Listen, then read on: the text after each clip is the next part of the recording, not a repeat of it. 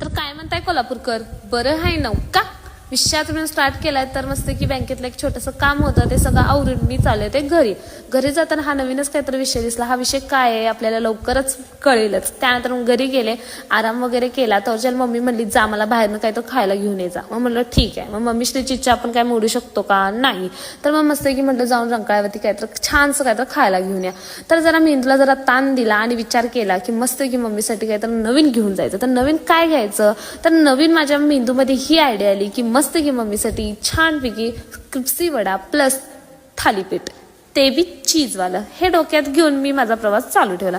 जाता जाता मला रंकाळचा हा स्पॉट दिसला. ह्या स्पॉटवरून माझ्या डोक्यात असं आलं, खरंच यार आयुष्य कसं असतं ना, आयुष्यात चढ उतार किती येत जातात ना. कधी वाटतं खरंच आपण आयुष्य जिंकलंय आणि कधी वाटतं काहीच आपल्या हातात नाहीये. खरंच हे आयुष्य असंच असतं आणि ह्याशिवाय आयुष्यात पण मज्जा नाही. त्यानंतर मस्तपैकी क्रिस्पी वडाचं पार्सल घेतलं. त्यानंतर म्हणलं थालीपीठला पण मस्तपैकी ऑर्डर वगैरे देऊया आणि पार्सल वगैरे घेऊया. त्यानंतर ते पार्सल वगैरे रेडी होत होतं.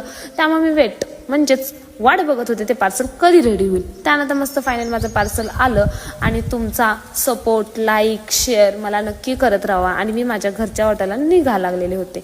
आणि खरं सांगू, तुम्ही इतका मला सपोर्ट करशील असं वाटलं नव्हतं. माझे छोटे छोटे ब्लॉग पण तुम्हाला आवडत आहेत आणि माझ्या ब्लॉगमध्ये पण मी नवीन नवीन दाखवण्याचा नेहमी प्रयत्न करत राहील.